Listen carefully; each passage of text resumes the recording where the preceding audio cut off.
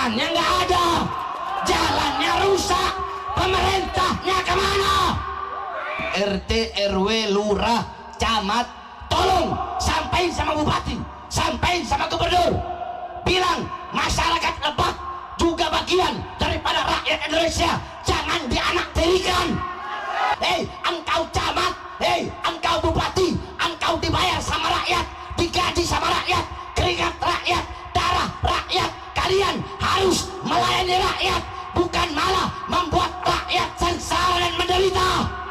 Dia bilang kalau sampai beberapa bulan lagi ya itu jalan nggak dibangun, saya sampaikan kepada kalian, mau camat kayak mau lurah ya, iblis saja saya makan, mau camat lagi, mau lurah lagi.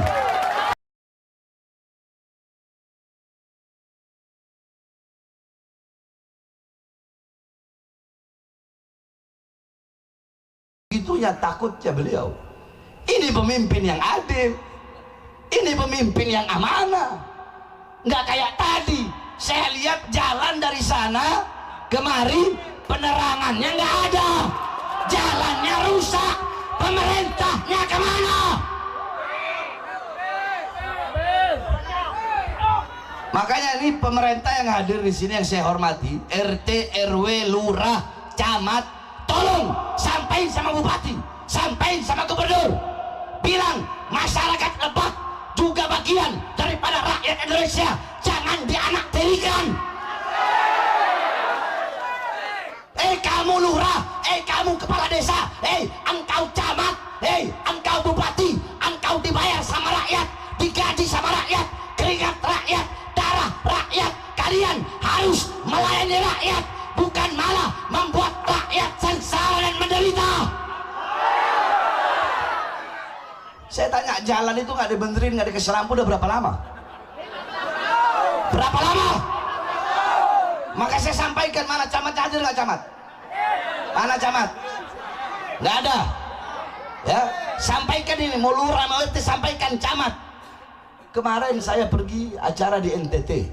Ketika saya acara di NTT di Pulau Komodo, saya lihat ada sekolah negeri itu dibangun pakai bambu. Itu pun iuran orang kampung, 1 KK 20.000. Padahal sekolahnya sekolah negeri.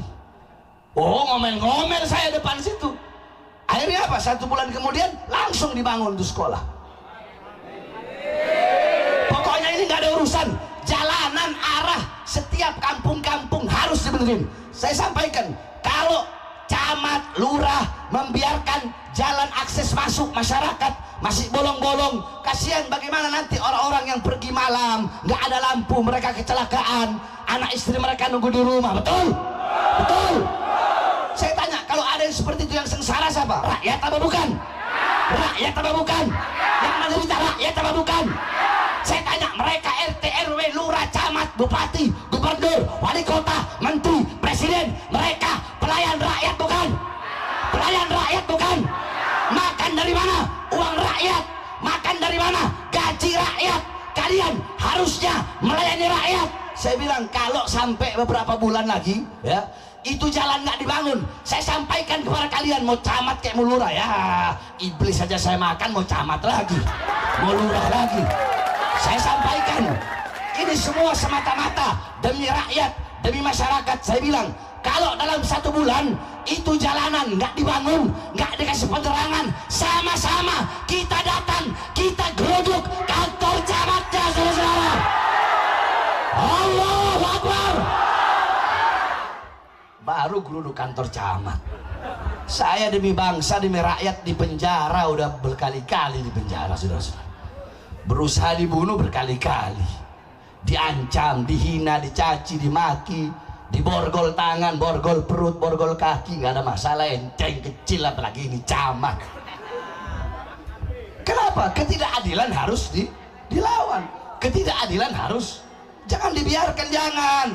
Makanya kalian ini para pemuda-pemudi harus dari kecil tanamkan dalam hati kalian hubbul waton, kecintaan kepada tanah air, kecintaan kepada masyarakat, kecintaan kepada rakyat. Jangan nafsi-nafsi. Kalian lihat penderitaan rakyat, lihat penderitaan yang rakyat yang susah. Kalian anak-anak muda adalah generasi ke depan. Kalian syubbanul yawm rijalul ghad, pemimpin pemuda-pemuda sekarang adalah pemimpin-pemimpin di masa depan. Kalau anak-anak mudanya peduli dari sekarang, peduli kepada rakyat, peduli masyarakat, peduli keadaan kampungnya, peduli keadaan desanya, maka kalian harus berani untuk apa? Untuk menegakkan keadilan. Kalau nggak sampai lingkup ini, lingkup desa saja dulu, lingkup RT, lingkup RW, lingkup kelurahan, lingkup desa, lingkup camat. Tegakkan keadilan. Nyawa jiwa kalian harus untuk rakyat. Saudara-saudara, saya di penjara berkali-kali, sampai di borgol perut, borgol tangan, borgol kaki, baru keluar 1 hari udah masuk lagi penjara. Baru keluar belum nyampe sebulan masuk lagi, keluar belum nyampe ini masuk lagi, keluar masuk, keluar masuk. Waktu saya habis di penjara terpisah dengan anak istri. Kenapa? Karena saya bela rakyat yang susah, rakyat yang kelaparan, rakyat yang menderita. Saya sampaikan kebenaran demi rakyat, demi masyarakat. Jangankan hanya di penjara, nyawa saya, jiwa saya, darah saya murah harganya, tumpah untuk bangsa dan rakyat Indonesia. Allahu Akbar, Allahu Akbar. Masyarakat Banten siap tegakkan keadilan, siap sampaikan kebenaran. Allahu Akbar. Camat-camat, aing tak mau tahu. Lamun 1 bulan jalan tak sia bikin, habis ya. Betul? Emang jalan dibangun buat saya? Enggak kan? Buat masyarakat bukan? Dikasih penerangan buat siapa? Karena pasti ada dana turun dari pusat. Masa semuanya kau makan? Apa untuk kembaliin apa untuk ngembaliin modal waktu dulu lagi nyalon? Hah? Udahlah, nggak usah munafik-munafikan. Makanya kalau mau ngundang saya ceramah mending jangan kalau masih setengah-setengah. Betul? Betul? Makanya saya nggak mau tahu lurah, camat sampaikan ini. Itu jalanan bangun untuk warga, untuk masyarakat. Kasihan masyarakat. Udah susah, jangan lagi dibikin tambah susah. Masyarakat ini, rakyat ini udah susah. Betul? Jangan lagi dibikin tambah susah. Kalian enak, kalian tidur, AC apa semua. Lihat rakyat, lihat masyarakat. Mereka kelaparan. Suami-suami mereka pergi pagi, kehujanan, kepanasan, cari nafkah untuk anak istri mereka. Apa? Karena mereka mau memberi makan uang halal buat anak dan istri mereka. Makanya saya sampaikan kepada kalian ibu-ibu, hargai, jangan sia-siakan suami kalian. Suami kalian keluar pagi, siang, sore, malam, dia kehujanan, kepanasan, nyari uang untuk kalian, untuk menafkahi kalian. Ntar dulu ibu-ibu, tenang, mereka dulu baru nanti gantian. Gantian. Habis ini baru saya, tenang ibu-ibu, saya orangnya adil, tenang. Ya, ini banyak terjadi ini. Ibu-ibu, kita orang ini suami nggak butuh rumah besar, betul? Artinya suami butuh rumah besar? Butuh? Enggak. Kita orang nggak butuh rumah yang besar. Kita orang nggak butuh istri yang cantik, enggak. Kita orang butuh rumah yang bukan menjadi tempat perang. Sebab kenapa?